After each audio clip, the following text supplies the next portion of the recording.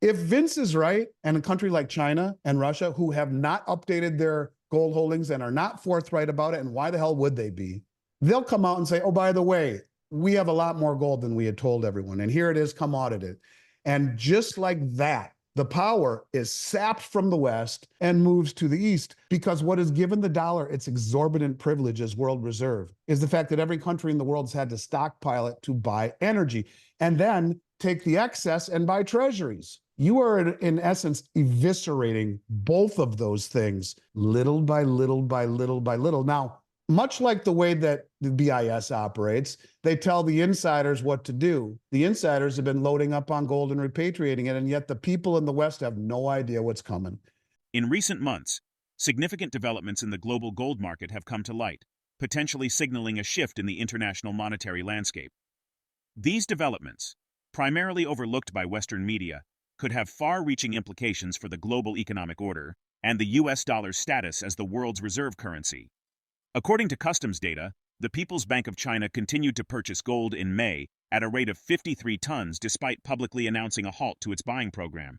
This revelation suggests a strategic move by China to acquire more gold while attempting to dampen its price. AndySchectman, CEO of Miles Franklin Precious Metals Investments, suggests China and Russia may soon reveal larger-than-reported gold reserves. This could shift economic power eastward, challenging US dollar dominance globally. Gainesville Coins reports that unreported PBOC gold purchases surged following Western nations' freezing of $300 billion in Russian central bank foreign exchange reserves in early 2022, a consequence of the ongoing conflict in Ukraine. Notably, the UK began substantially exporting 400-ounce gold bars to China during this period, suggesting a possible correlation. These events coincide with China's apparent takeover of gold price control from Western markets, breaking the traditional correlation between gold prices and real rates. Schectman notes that insiders in some countries are stockpiling gold, preparing for a potential shift in the global financial system. However, Western media largely overlooks these developments and the possible decline of the petrodollar despite their critical importance. Adding to these global trends, the Bank of Zambia has recently announced a de-dollarization plan for domestic transactions. This move aims to enforce existing laws that establish the local currency, the kwacha, as the sole legal tender in Zambia.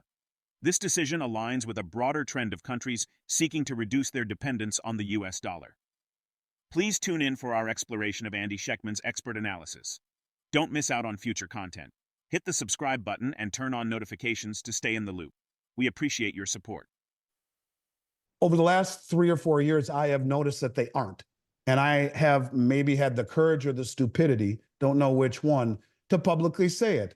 And I've been right somehow. Luckily, miraculously, I've been right.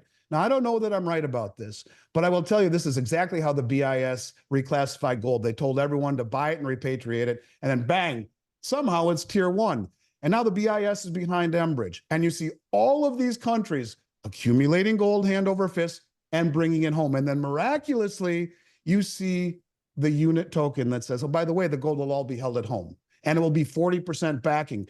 And if Vince is right, and a country like China and Russia, who have not updated their gold holdings and are not forthright about it, and why the hell would they be? They'll come out and say, oh, by the way, we have a lot more gold than we had told everyone. And here it is, come audited. And just like that, the power is sapped from the West and moves to the East, because what has given the dollar its exorbitant privilege as world reserve is the fact that every country in the world has had to stockpile it to buy energy and then take the excess and buy treasuries. You are, in essence, eviscerating both of those things little by little by little. Now, much like the way that the BIS operates, they tell the insiders what to do. The insiders have been loading up on gold and repatriating it, and yet the people in the West have no idea what's coming. Because our media doesn't do a poor job. They do no job of talking about what should be as important and relevant of a discussion as anything we've ever seen, which would be really, truly the demise of the petrodollar. Everyone talks about the fact that Saudi Arabia didn't re-sign the exclusivity deal. Okay, that's a big deal. Sure it is. Or the fact that the Crown Prince didn't go to the G7 meeting but sent his delegates to the BRICS meeting. Sure, it's very important. Or that they've joined BRICS, or that they've joined the Shanghai Cooperation Organization, or that they've joined the BRICS New Development Bank, or that they become a full participant in Project Enbridge, which is not compatible to US dollars, which has been said in principle will be the vehicle by which we trade the unit which will be 40% gold backed, which will be redeemable, which will be held within the borders of the countries. Do you see how this all fits together? Now, I can't say for a fact that that is indeed what it is, but what I will simply tell you is that if I were a betting man, I would simply say it's never been, ever been more important to own gold, because it is very clear to me at least one thing, and that is that the people who make the rules have decided that gold will be an integral part of whatever comes next.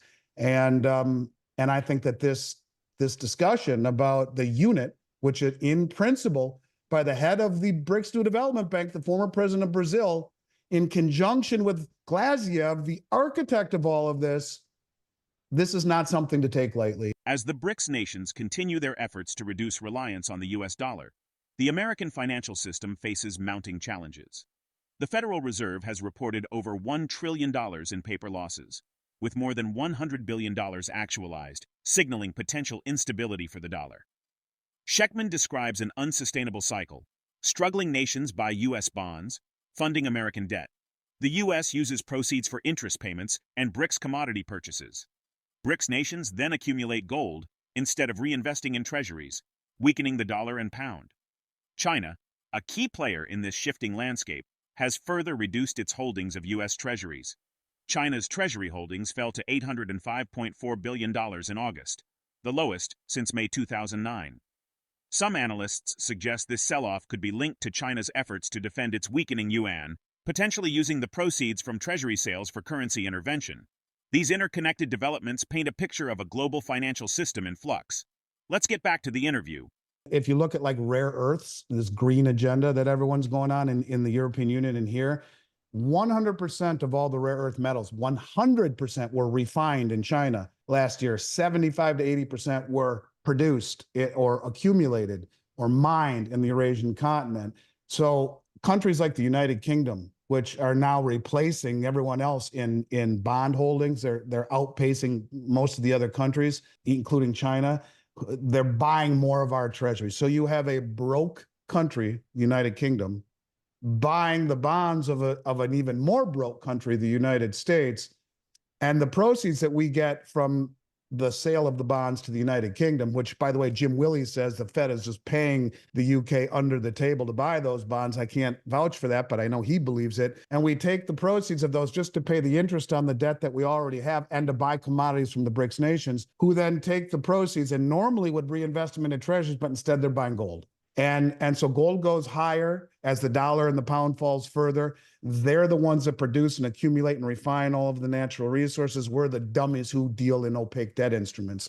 So where does it go? Look, the head of the Dutch National Bank has said it very well. He talks about the fact that their balance sheet is underwater, but it's okay because we have the gold revaluation account. Now, for those people who don't know what that means, on every central bank balance sheet across the globe, it is held in an account called the gold revaluation account. Can't make it up. You have a balance sheet. Things are supposed to balance. As it is right now, the central banks are not allowed to offset a liability with their gold. So if they have gold on the asset side, they'll have the exact same amount in the revaluation account on the liability side. They balance each other out. Gold is valued on all of those central bank balance sheets at $35 an ounce. Still, the Bretton Woods number. They never revalued it. So he talks about the fact that all they would have to do would be to revalue gold to some high level, and it would then offset all of their liabilities. At the same time, all of these countries have been buying gold. They've been accumulating debt. So who's to say that they don't revalue gold? I mean, hey, right over my shoulder there, that's what Roosevelt did in 33 with all the gold he confiscated. He devalued the dollar by 40%, and up went gold. What are all these people talking about? The dollar devaluation. Even Trump and his new VP are talking about devaluing the dollar. And his presumptive head of the Fed would be Judy Shelton. Judy Shelton is a gold bug and a gold advocate for gold backing the currency. All of these things come into play, but how high does it go? I think gold will go higher than anyone ever thinks possible. And it will be pegged to a new system and it will never come back down. Jim Sinclair used to say that all the time. Jim Rickards is saying $27,000 was the math he came up with. Even put it at 10,000. At $10,000, your balance sheet goes from putrid to pristine just like that. And it is what it is. The price is what someone will pay. Look at silver in Hong Kong or in Shanghai right now is $4 an ounce higher than in the West.